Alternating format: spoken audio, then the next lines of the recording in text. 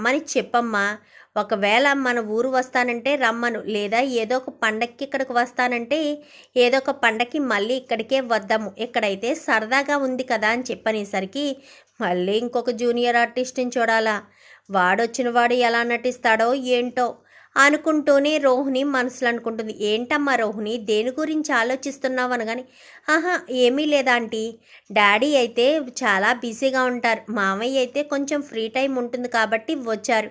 డాడీకి అయితే free time అస్సలు ఉండదు, ఇంటికి వెళ్ళడమే 2-3 డేస్కి ఒకసారి ఇంటికి వెళ్తూ ఉంటారు అని చెప్పనేసరికి, సరేనమ్మా వీలు చూసుకుని రమ్మని చెప్పు, కూతుర్ని చూడడానికి రావాలి కదా, మీ పిన్నిని కూడా రమ్మని చెప్పు అనగానే, సరే ఇద్దరిని చూడాలా అనుకుంటూ రోహిణి కాస్త అనుకుంటుంది. ఇంక ఈలోపు అందరూ లగేజీలతో పాటు బయటికి వస్తారు. అదేంట్రా అప్పుడే వెళ్ళిపోతున్నారేంటి, నిన్నో మొన్నో వచ్చినట్టుంది అనగానే, అమ్మ 4 రోజులని చెప్పాం, ఇంచుమించుగా ఒక వారం రోజులు ఉన్నాం, నీ ఇంటి నుంచి వదిలి వెళ్ళాలి అంటే అస్సలు మనసు ఒప్పుకోవట్లేదు. అవునమ్మమ్మ, నిజంగా చాలా సంతోషంగా ఉంది. అవును గ్రాని, నాకు ఇక్కడికి వచ్చినప్పుడు ఇక్కడికి రావడం ఇష్టం లేకపోయినా ఇక్కడికి వచ్చిన తర్వాత ఈ ఇల్లు, నువ్వు, ఈ వాతావరణం అంతా కూడా నాకు బాగా నచ్చింది. కానీ అక్కడ వర్క్ ఉంటుంది కదా గ్రాని, అందుకోసమనే వెళ్ళాల్సి వస్తుంది. రవి, మనం ప్రతి మంత్ ఇక్కడికి వద్దాము, అమ్మమ్మ దగ్గర ఒక 2-3 డేస్ టైం స్పెండ్ చేసి అప్పుడు వెళ్దాము అని చెప్పాను. కానీ ఏంట్రా ఏం మాట్లాడుతుంది అనేసరికి, ఆహా ప్రతీ నెలలో 2-3 రోజులు ఇక్కడికి వచ్చి నీతో పాటు 2-3 రోజులు గడిపి వెళ్దాము అని అంటుంది నానమ్మ అని చెప్పనేసరికి, రామ్మ దానికంటే భాగ్యమా, ప్రతీ నెల చూడడానికి వస్తానంటే వద్దంటానా, లేక శాశ్వతంగా ఇక్కడే ఉండిపోతానన్నా వద్దని చెప్తామా అని చెప్పనేసరికి, అది కాదు గ్రాని, ఇక్కడ ఉంటే వర్క్ అది సాగదు కదా, నేను అప్పుడప్పుడు వచ్చి చూసి వెళ్తూ ఉంటాను అని చెప్పనేసరికి, సరేనని వెళ్ళొస్తానమ్మమ్మ అంటూ మీనా కాస్త సుశీలమ్మను పట్టుకుని బాధపడుతుంది.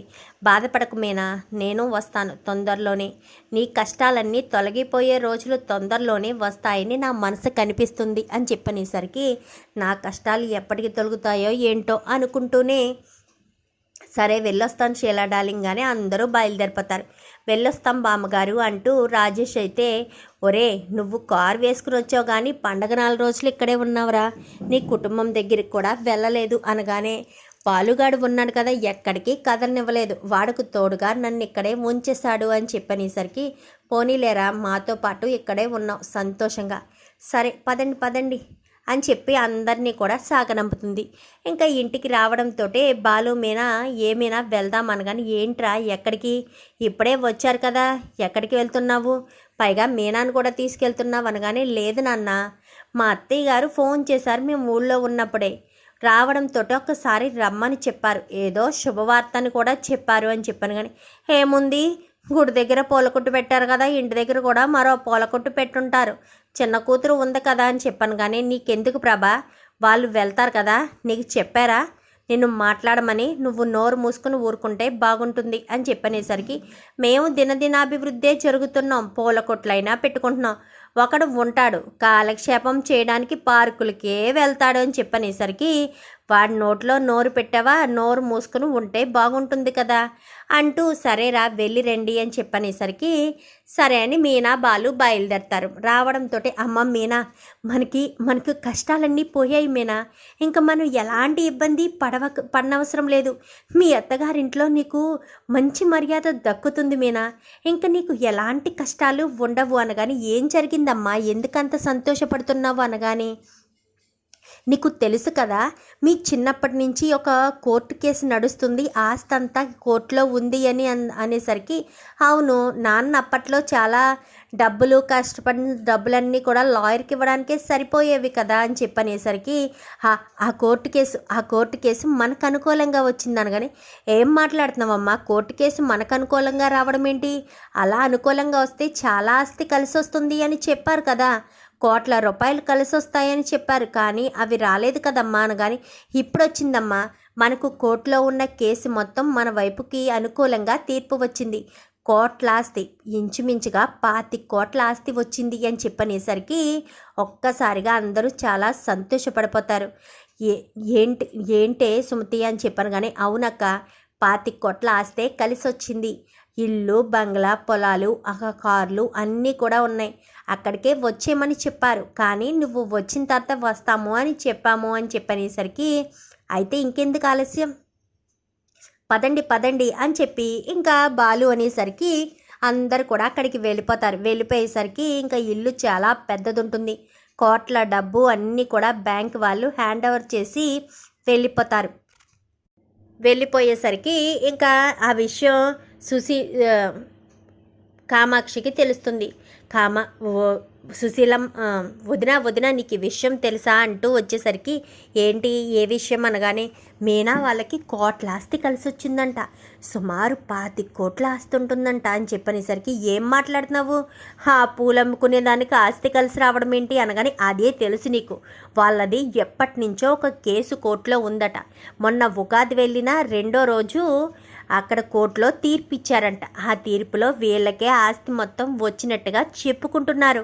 మీనా వాళ్ళు బస్తీ వదిలేసి అక్కడికి కూడా వెళ్ళారంట. మీనా వాళ్ళు ఉన్నారా అని చెప్పాను, కానీ వచ్చారు, ఏదో హడావుడిగా వాళ్ళ అత్తవారింటికి వెళ్ళారు అని చెప్పనేసరికి, అయితే ఆ ఇంటికే వెళ్ళుంటారు, కావాలంటే ఫోన్ చేసి అడుగు అని చెప్పనేసరికి, ప్రభావతి ఫోన్ చేసి అడిగితే బాగోదు కదా, సత్యానికి చెప్తుంది. ఏంటే ఏమంటున్నావు అని చెప్పాను, కానీ అవునండి ఇప్పుడే కామాక్షి వచ్చి చెప్పింది, బాలుకి ఫోన్ చేయండి అని చెప్పనేసరికి బాలుగాడికి ఫోన్ చేస్తాడు సత్యం. ఒరే బాలు ఎక్కడున్నారా అని చెప్పాను, కానీ నాన్న మీనాకి అదృష్టం కలిసి వచ్చింది నాన్న, వాళ్ళకి ఎప్పటి నుంచో కోట్లో ఉన్న ఆస్తి అంట కలిసి వచ్చిందంట. సుమారు 25 కోట్లో 30 కోట్లో ఉంటుందంట ఆస్తి. అదంతా కూడా వాళ్ళకి వచ్చింది. అది హ్యాండ్ ఓవర్ చేసి ఇప్పుడే కొత్త ఇంటికి వచ్చాము. ఇప్పుడే కోర్టు నుంచి వచ్చిన వాళ్ళంతా వెళ్ళిపోయారు. ఈ శుభవార్త నీకే చెప్దామనుకున్నాను, ఈలోపు నువ్వే ఫోన్ చేశావు అని చెప్పనేసరికి ఇంకా ప్రభావతి స్పీకర్లో ఉండేసరికి అలా ఆశ్చర్యపోతుంది.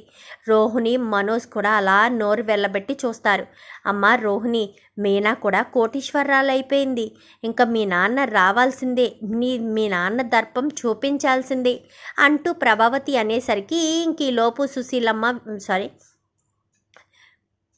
పార్వతమ్మ అందరూ కూడా ఇంటికి వస్తారు. ఇంటికి వచ్చిన విషయం అంతా కూడా చెప్పి, ఇది నా కూతురికి 10 కోట్ల రూపాయలు నేను మా కూతురు పేరుని ఇస్తున్నాను, ఇదిగోండి ఆస్తి, తన పేరు మీద రాసిన డాక్యుమెంట్స్ తీసుకోండి అన్నయ్య గారు అని చెప్పి పార్వతి ఇంకా సత్యం చేతిలో పెట్టేసరికి, ఇప్పుడు ఎందుకమ్మా ఇవన్నీను అని చెప్పాను, కానీ లేదన్నయ్య గారు నా కూతురికి ఏమీ ఇవ్వలేదు కదా, అందుకే 10 కోట్ల రూపాయలకి సంబంధించిన ఆస్తి మొత్తం నీ డాక్యుమెంట్స్లో రాసి మీనా పేరు మీద ఇస్తున్నాను అని చెప్పనేసరికి ఇంకా చాలా సంతోషపడిపోతుంది. ప్రభావతి అయితే ఆ డాక్యుమెంట్స్ చూసుకుని తెగ సంబరపడిపోతుంది. 10 కోట్ల రూపాయల ఆస్తి, అమ్మ బాబోయ్ అనుకుంటూనే ఇంకా వాళ్ళకి ఇంత లిక్విడ్ రూపంలో ఇంత వచ్చినా ఇంకా చాలా అమౌంట్ వస్తుంది. వచ్చేసరికి ఒక 5 కోట్ల రూపాయలు కాస్త తీసుకొచ్చి ప్రభావతి చేతిలో పెట్టి, వదిన గారు ఇది తనకి కట్నం ఇవ్వలేదు కదా, అదైతే తన పేరు మీద రాశాను, ఇది కట్నం డబ్బులు 5 కోట్ల రూపాయలు అని చెప్పనేసరికి ఒక్కసారిగా అంతా కూడా షాక్ అయిపోతారు. రోహిణి అయితే 5 కోట్ల రూపాయలు కట్నం డబ్బులు తీసుకొచ్చిందా, ఇప్పుడు నన్నేమంటుందో మా అత్తగారు, నేనేం చెయ్యాలో అనుకుంటూ రోహిణి తెగ హడావిడి పడుతూ టెన్షన్ పడుతూ ఉంటుంది. ప్రభావతి మాత్రం మీనా ఇంటికి వస్తారు. మీనా, బాలు ఇద్దరు కూడా, అమ్మ మీనా ఏంటమ్మా ఇలా నిలబడిపోయేవే, రారా కూర్చో, ఏంటి ఆస్తి కలిసి వచ్చిందంట, ఇప్పుడే మీ అమ్మ వచ్చింది అనగానే, అవునా అత్తయ్య గారు అని చెప్పనేసరికి, అవును ఇక మీదట నువ్వు పూల కొట్టు గట్టా నడుపుకోవాల్సిన పనేముంది, ఇక మీదట నువ్వు చాలా జాగ్రత్తగా ఉండాలి, ఏ పనులు చేయకు, నేను ఏదైనా పొరపాటు నేనేమైనా మాటన్నా మనసులో పెట్టుకోకమ్మా అంటూ చెప్పేసరికి ఇంకా తెగ సంబరపడిపోతూ ఉంటుంది మీనా అయితే. ఎందుకంటే ప్రభావతి ఎప్పుడూ అంత ప్రేమ చూపించింది లేదు కదా, ప్రభావతి అంత ప్రేమ చూపించడం, ఇంకా వాళ్ళకి కూడా ఆస్తి కలిసి రావడం, ఇదంతా కూడా చూసి మీనా మాత్రం చాలా సంబరపడిపోతుంది.